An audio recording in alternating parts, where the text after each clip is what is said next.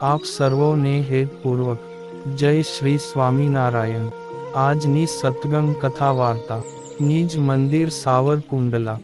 આજની સત્સંગ કથા વાર્તામાં આપણે શ્રીમદ સત્સંગી જીવનની કથા સાંભળશું। પ્રકરણ 4 અધ્યાય 59।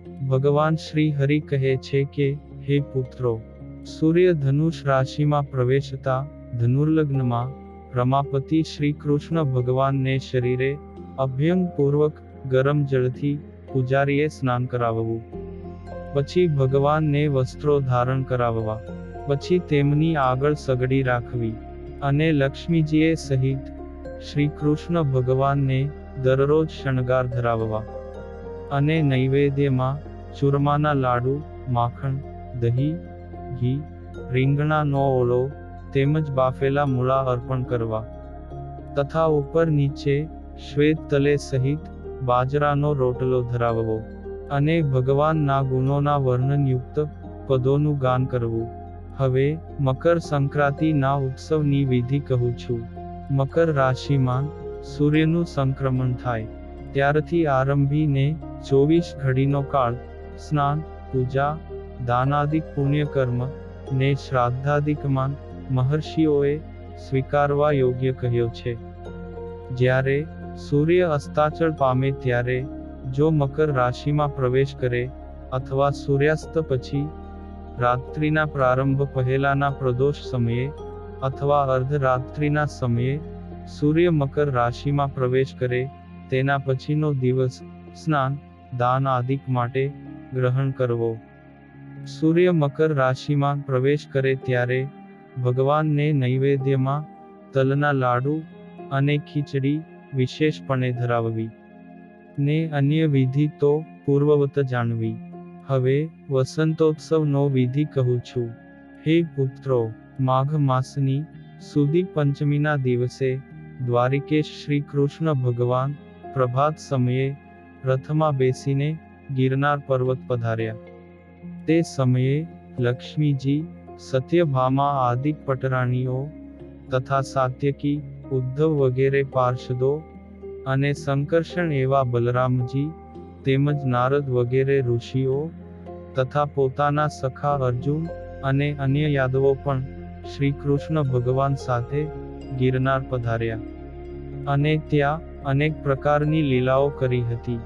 અબીલ, ગુલાલ તથા લાલપીળા રંગની પિચકારીઓ ભરી ભરીને અનેક પ્રકારે રંગક્રીડા અને જળક્રીડા પણ કરી હતી। એવી રીતે ક્રીડા કરતા એ સર્વેના હાથમાંથી ઉડેલા ગુલાલથી વૃક્ષોએ સહિત સમગ્ર પર્વત લાલ વર્ણનો થઈ ગયો। તે માટે આજે પણ વસંતોત્સવમાં પંચમી સૂર્યોદય વ્યાપ્તિની ગ્રહણ કરવી। એ પંચમી વૃદ્ધિ તિથિ હોય તો ઉત્સવ ઉજવવામાં પહેલી તિથિ ગ્રહણ કરવા યોગ્ય છે, અને જો પંચમીનો ક્ષય હોય તો ચોથના વેધવાળી ગ્રહણ કરવી।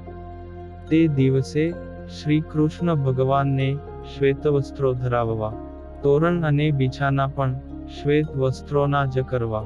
ત્યાર પછી રૂક્મિણી અને શ્રી કૃષ્ણ ભગવાનના રાજ્ય ભવનમાં રંગ છાંટવો, તેમજ ગુલાલ અને ગુલાબજળ પણ વારંવાર છાંટવું, અને આંબાના મોરના તોરા બનાવીને ધારણ કરાવવા, તથા જલેબી આદિક પકવાનનું નૈવેદ્ય વિશેષપણે ધરાવવું।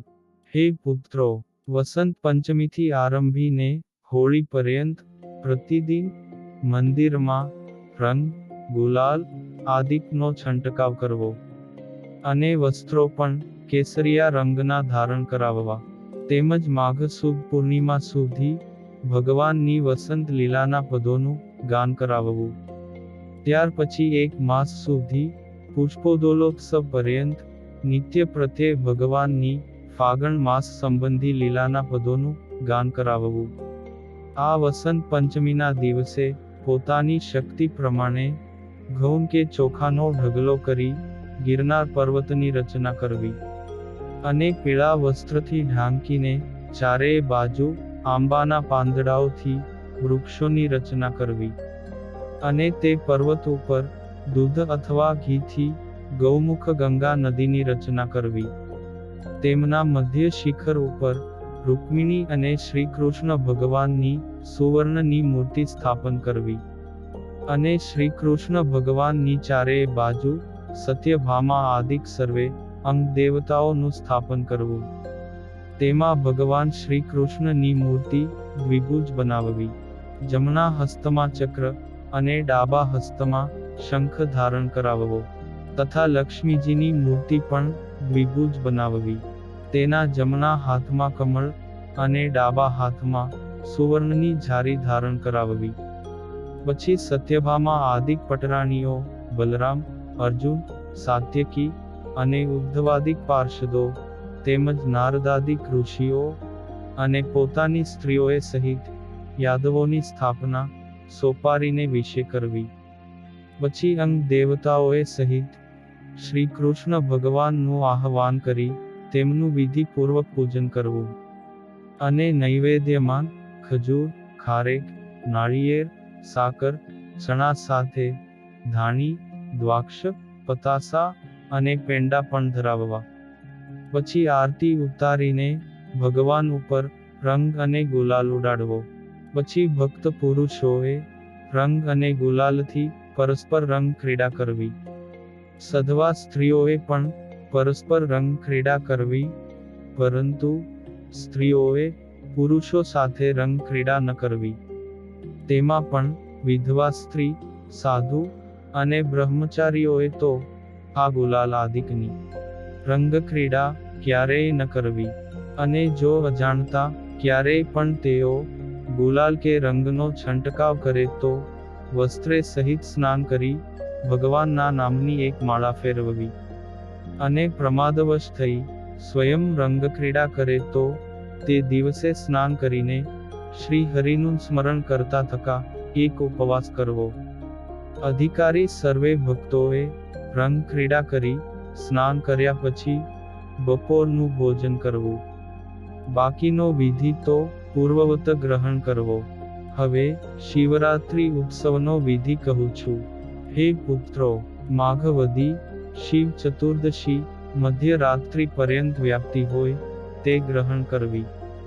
તેમાં પણ 13 અને 14 બંને તિથિમાં વ્યાપ્તિ હોય કે વ્યાપ્તિ ન હોય તો પણ બીજી 14 ગ્રહણ કરવી.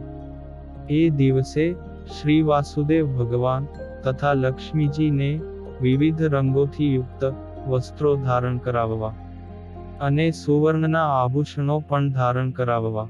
પછી મધ્યરાત્રે રુદ્ર સૂક્તથી શિવજીનો વિધિપૂર્વક મહાભિષેક કરવો અને શ્રીફળ તથા બિલ્વપત્રથી ગણોએ સહિત શંકર ભગવાનનું પ્રીતિપૂર્વક પૂજન કરવું તથા મલ્લિકા, મોગરો, ધતુરો અને કરેણના પુષ્પોથી પૂજન કરવું તથા નૈવેદ્યમાં ખીરને વડા ધરાવવા અને પૂજારીએ ઉપવાસ કરવો. તે દિવસે નારાયણ અને શિવજીના એકાત્મભાવને જણાવતા પદોનું ગાન કરવું. આ ઉત્સવમાં આટલો જ વિધિ વિશેષ છે. અન્ય વિધિ પૂર્વવત જાણવી.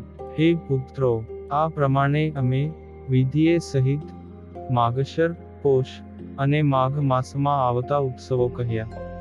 હવે ફાગણ, ચૈત્ર અને વૈશાખ માસમાં આવતા ઉત્સવોનો વિધિ તમને કહું છું. ઇતિ શ્રીમદ સત્સંગી જીવને નારાયણ ચરિત્રે ધર્મશાસ્ત્રે ચતુર્થ પ્રકરણે શ્રી હરિએ માગસર, પોષ અને મહામાસમાં આવતા ઉત્સવોના નિરૂપણ નામે 59મો અધ્યાય સંપૂર્ણ. અને હવે પછીની કથા વાર્તા આપણે આગળના ભાગમાં સાંભળશું. અત્યારે આપ સર્વોને ભાવથી જય શ્રી સ્વામિનારાયણ.